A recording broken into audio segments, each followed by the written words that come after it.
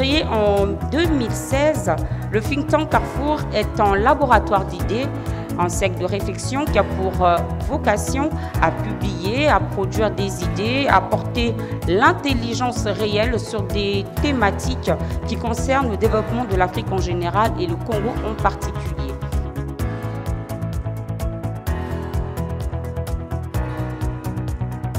En termes de réalisation, le think tank Carrefour a organisé 2 assises nationales de la jeunesse en 2016 et 2017, plusieurs conférences et forums en virtuel avec la participation de plusieurs personnalités africaines, mais aussi des publications sur des thématiques qui concernent toujours le développement en Afrique.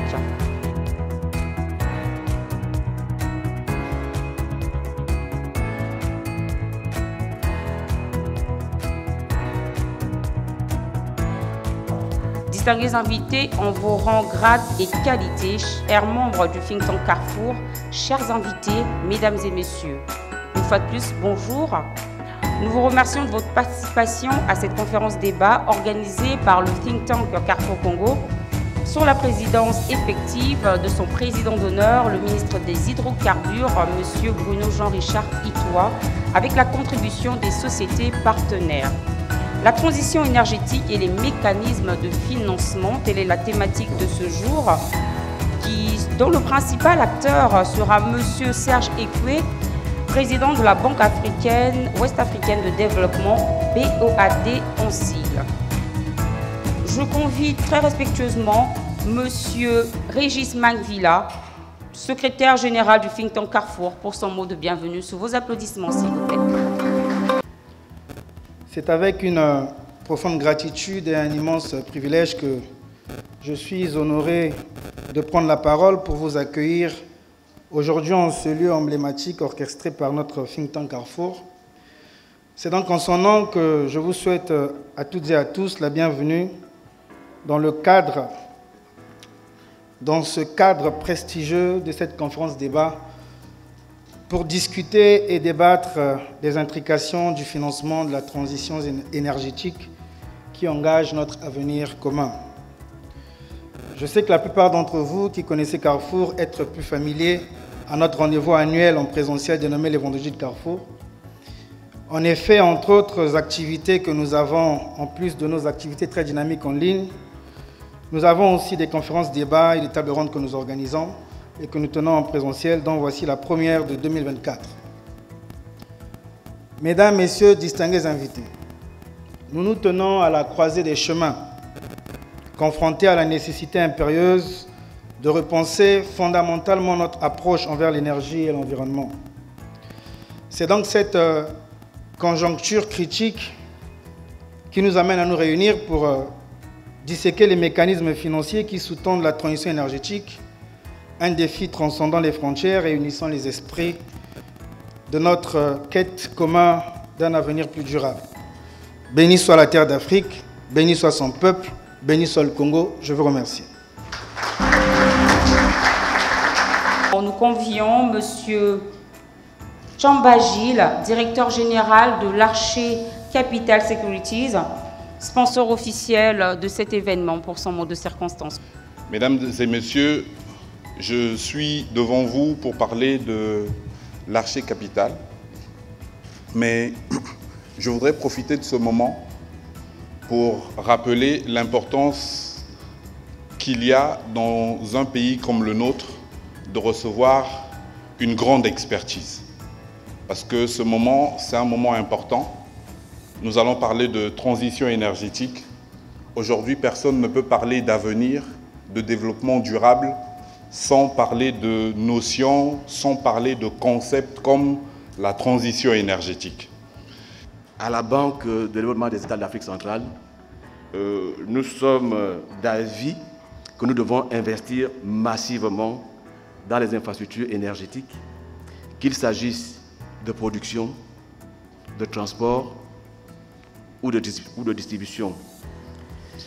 Pour nous, la transition énergétique en Afrique centrale, voire même en Afrique, n'aurait alors son sens que si nous pouvons faire en sorte que les ménages aient une disponibilité d'électricité de façon permanente. La transition énergétique pour la BDAC trouverait sa légitimité si, grâce à nos investissements, les élèves et étudiants de nos villes et de nos campagnes sont de moins en moins nombreux à réviser leurs cours sous les lampadaires publics. La transition énergétique la plus nécessaire pour la BDAC ne pourra intervenir que si nous fournissons à nos mamans et à nos sœurs des sources d'énergie alternatives, fiables, en remplacement ou en substitution du bois de chauffe pour la cuisson de la nourriture. Investissons donc tous azimuts dans les infrastructures énergétiques pour éclairer et industrialiser notre continent. Mais sachons le faire. Faisons-le avec parcimonie.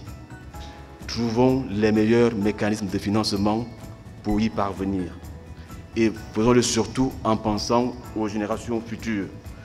Tel est le message subliminal que la BDAC voulait partager avec vous en prélude aux échanges que le président de la BOAD va avoir avec cette auguste assemblée.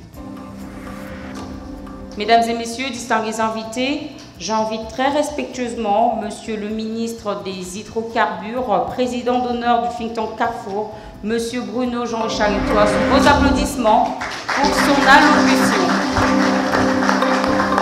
Distingués invités, on vous rend grades et qualités respectifs, toute préséance respectée. Chers participants, de façon plus générale, à cette conférence débat organisée par le think tank Carrefour. C'est toujours pour moi un grand honneur de présider les différentes initiatives successives du think tank Carrefour. Aujourd'hui, le think tank nous réunit pour parler d'un sujet fondamental, d'un sujet qui détermine notre avenir commun, qui est un défi pour le monde entier et encore plus pour l'Afrique. La transition énergétique. À cette réflexion sur la transition énergétique, le think tank a voulu surtout donner un tropisme précis, celui des mécanismes de financement adéquats et innovants. Sujet hautement difficile, mais ô combien important et déterminant. Une mission périlleuse en 2 heures. Mais je suis convaincu que, comme d'habitude, le think tank a su choisir la bonne personne pour nous conduire dans cette réflexion aujourd'hui et cet échange. C'est pourquoi, permettez-moi à ce stade de saluer la présence parmi nous de M. Serge Ekwe, président de la Banque ouest-africaine de développement. M. Serge Ekwe est un Africain dont nous pouvons être fiers. Je voudrais nous inviter à écouter un exemple d'un Africain expert et de ce qu'il a pu réaliser en Afrique de l'Ouest. Comme l'a dit le président de l'Arché Capital, nous sommes là pour vous écouter, Serge, en toute modestie, en toute humilité. Heureux de pouvoir bénéficier d'une success story africaine. Heureux de démontrer qu'il en existe. Heureux d'en tirer les inspirations que nous avons besoin pour faire au moins aussi bien que ce qui a été fait auparavant. Je voudrais donc, dès à présent, avec votre permission, donner la parole à Serge Ekwe. Mesdames et messieurs, je vous remercie.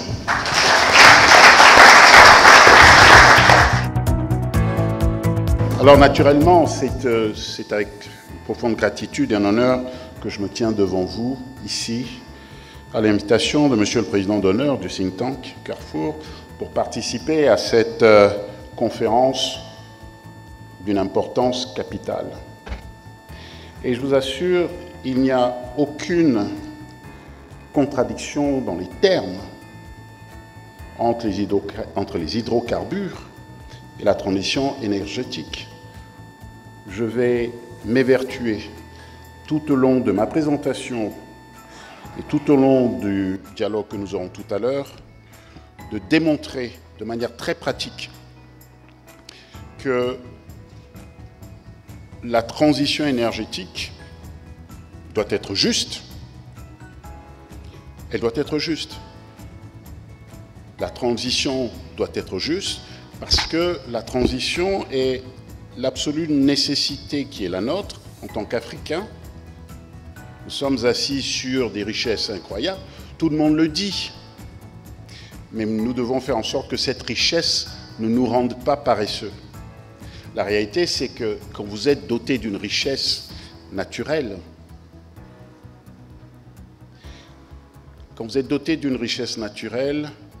est-ce que vous faites toujours l'effort de vous transformer? Puisque Dieu vous a déjà tout donné. Dieu nous a déjà tout donné. Tout. Nous avons tout. Tout le monde le sait. La réalité, c'est que comment arrivons-nous maintenant à transformer tout cela? Donc il n'y a pas de contradiction dans les termes, absolument pas. Nous devons passer du brown au green, mais nous devons financer cette transition. C'est la transition juste, mais c'est juste la transition. Ne nous en demandez pas plus, ne nous en demandez pas trop.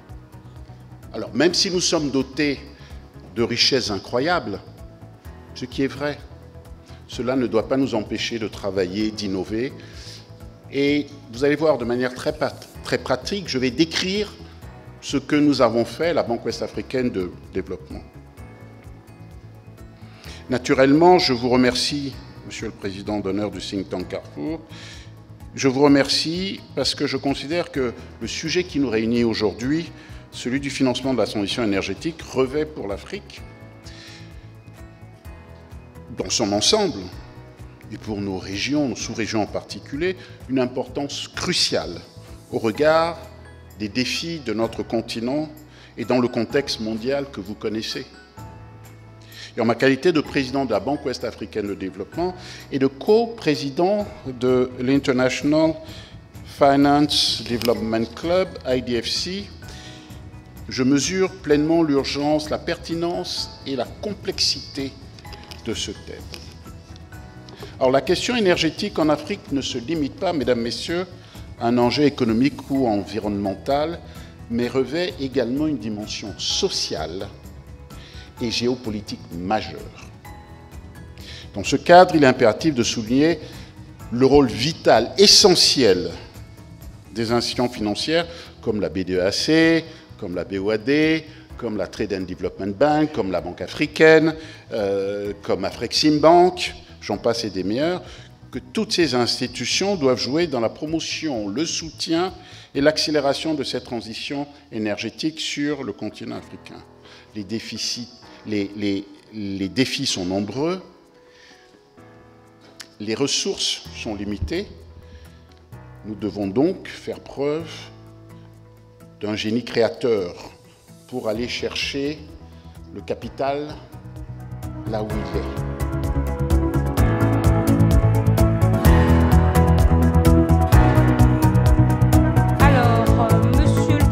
La BOAD, vous serez donc interviewé par M. Loïc Makosso, que je vais présenter, banquier d'affaires et directeur général du cabinet Aries Investissement. Bonne interview, chers messieurs. À tout à l'heure. Avant de rentrer dans le sujet, permettez-moi de donner quelques chiffres. Alors, nous avons entendu tout à l'heure que c'est 600 millions d'Africains, donc 50% de la population africaine qui, aujourd'hui, n'ont pas accès à l'énergie. En 2050, ce sera 1,2 milliard d'Africains qui n'auront pas accès à l'énergie. Nous avons également entendu que l'Afrique a un formidable potentiel en matière d'énergie renouvelable. Aujourd'hui, on parle de 40%. Nous savons également que l'Afrique a un formidable potentiel gazier. Aujourd'hui, c'est 5 000 milliards de mètres cubes en Afrique qui ne demandent qu'à être exploités. Et enfin, nous savons également que l'Afrique ne contribue qu'à hauteur de 4% aux émissions de gaz à effet de serre. C'est dans ce contexte-là que l'on doit parler de la transition énergétique. Il y a déjà une dizaine d'années, je dis bien une dizaine d'années, nous travaillons dans mon ancienne maison, nous travaillons sur la taxonomie, donc sur un programme de taxonomie, et ce qu'on appelait le Green Weighting Factor, c'est-à-dire que les entreprises qui venaient emprunter à la banque et qui étaient dans la transition énergétique, le coût des emprunts était un peu moins cher. Il y avait une bonification des emprunts. C'était déjà il y a une dizaine d'années. Et ceux qui restaient dans le dur, le pur et dur, eux étaient un peu plus taxés. Les uns finançant les autres. Et ce que nous faisions déjà à l'époque, c'est qu'on ne pénalisait pas ceux qui étaient prêts, qui étaient sur une rive et qui étaient prêts à traverser la rivière pour aller de l'autre côté. Vous qui êtes ici, ça vous parle. Donc, celui qui reste à quai, qui ne veut pas bouger, on le taxait. Celui qui était prêt à faire ce voyage et d'aller vers tout ce qui était vert, bleu, celui-ci bénéficiait déjà d'un petit bonus. Donc c'était les prémices, mais je vous dis ça il y a 10 ans. Voyez. Donc cette question de la transition, on sait comment la traiter. Et on doit trouver, et c'est ce que nous faisons dans le portefeuille de la banque aujourd'hui. Moi, ce dont j'ai besoin, c'est je prends le portefeuille dans sa globalité. Quand vous le prenez ligne à ligne, vous n'y arriverez pas. Il faut que la totalité du portefeuille traduise cette dynamique du mix énergétique. Et ensuite, bien évidemment, il faut favoriser ceux qui font l'effort d'aller vers le renouvelable, l'éolien, le soutenable. Alors, les défis, on a besoin d'accéder à des financements abordables. Alors, aucun pays ne peut se développer avec des taux d'intérêt beaucoup trop élevés. Quand je dis beaucoup trop élevés, des taux d'intérêt, des niveaux de taux d'intérêt qui ne soient pas concessionnels. On prend par tous les bouts, c'est comme ça. Nous avons singulièrement en Afrique besoin de ressources longues et compatibles avec notre capacité à générer de la croissance. Si vous vous endettez à 7% et que votre taux de croissance est de 5%, vous n'y arriverez pas, c'est mathématique. Merci, Président. Et donc, nous allons donc prendre les questions du net. Pendant votre intervention, nous avons eu donc des internautes qui ont écouté activement et ils ont posé quelques questions. Une des premières est la suivante. Quels sont les défis de l'heure en priorité que nous pouvons régler immédiatement dans le cadre de la transition énergétique pour notre beau continent? Les défis immédiats, enfin les défis que l'on peut régler immédiatement. Je pense que ce que l'on peut faire tout de suite, et je vous dis c'est un engagement de la banque, c'est d'entrer au capital, apporter de la ressource supplémentaire en capital. Vous changez la vie des entreprises tout de suite. Une entreprise qui a X de capital, vous lui donnez X supplémentaire, vous changez sa vie tout de suite.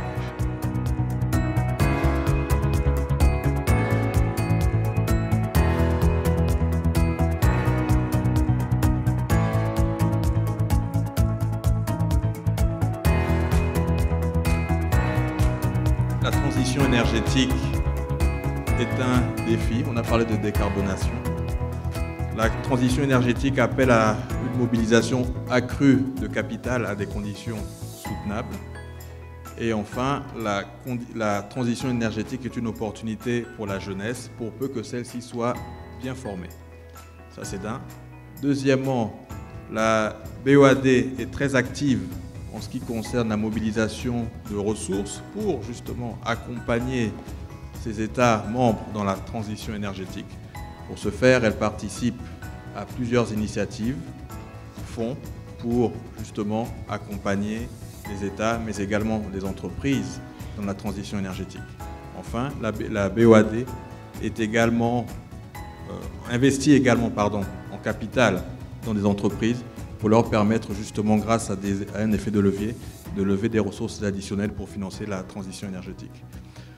La BOAD a également investi dans plusieurs projets de production d'électricité, parce qu'on a dit tout à l'heure que l'intérêt, l'importance ici, c'est l'accès. Et enfin, la BOAD a une position agnostique, en ce sens où c'est vrai qu'il est important d'accompagner les États, les entreprises dans la transition énergétique en finançant des énergies renouvelables, mais elle n'oublie pas pour autant que la zone dans laquelle elle intervient a d'importantes opportunités, notamment en matière de gaz, et pour ce faire, la BOAD peut accompagner justement des projets qui portent sur le financement de centrales à gaz. Je crois que j'ai bien résumé, Monsieur le Président. Merci. Très bien, on applaudit pour Monsieur Loïc. Merci beaucoup pour ces échanges.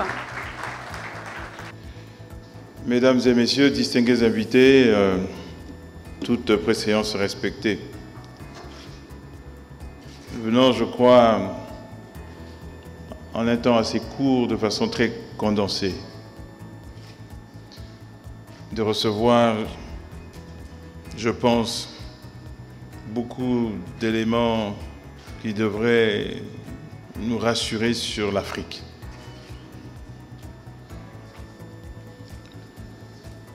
Je suis heureux de voir que la finance africaine a parfaitement compris les enjeux, a tellement bien compris les enjeux qu'elle a même déjà engagé, et même parfois par anticipation, un certain nombre d'initiatives pour répondre à ces enjeux avec des solutions domestiques, des solutions africaines. Mais pas des solutions d'hier,